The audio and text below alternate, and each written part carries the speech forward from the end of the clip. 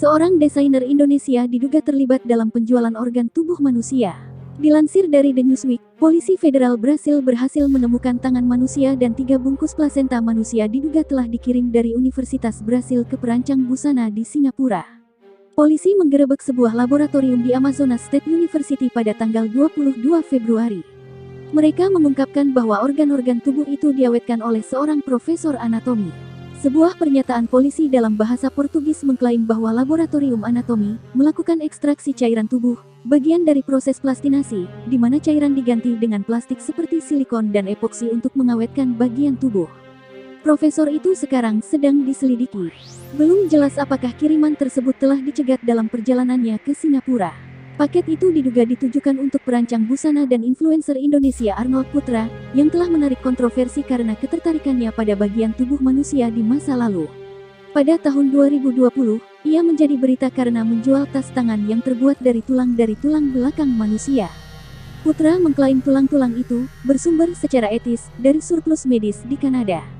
Di Instagram, Putra menanggapi kritik online terhadap tas tersebut dengan menulis, "Ini adalah bagian dari proses pembelajaran kreatif yang harus melibatkan oposisi, jika tidak, itu hanya akan menjadi bentuk validasi berulang." Dia menambahkan dalam sebuah cerita Instagram bahwa tas itu adalah bagian dari koleksi, berasal dari sisa-sisa manusia yang diplastinasi dan kulit albino. Tidak jelas apakah dia bercanda.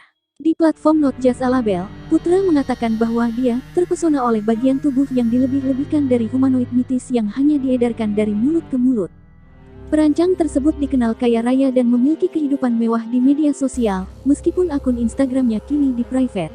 Pada tahun 2017, majalah Indonesia Tatler menggambarkannya sebagai salah satu kolektor mobil paling produktif di Indonesia. Bulan lalu, Putra memicu kemarahan karena mengenakan pakaian yang terinspirasi oleh pemuda Pancasila, sebuah kelompok paramiliter sayap kanan, ke Paris Fashion Week.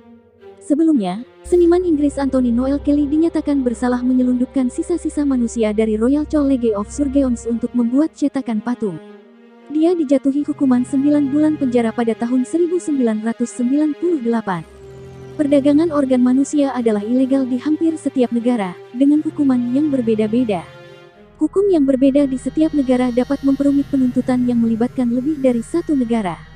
Kejahatan itu membawa hukuman penjara hingga 8 tahun di Brasil.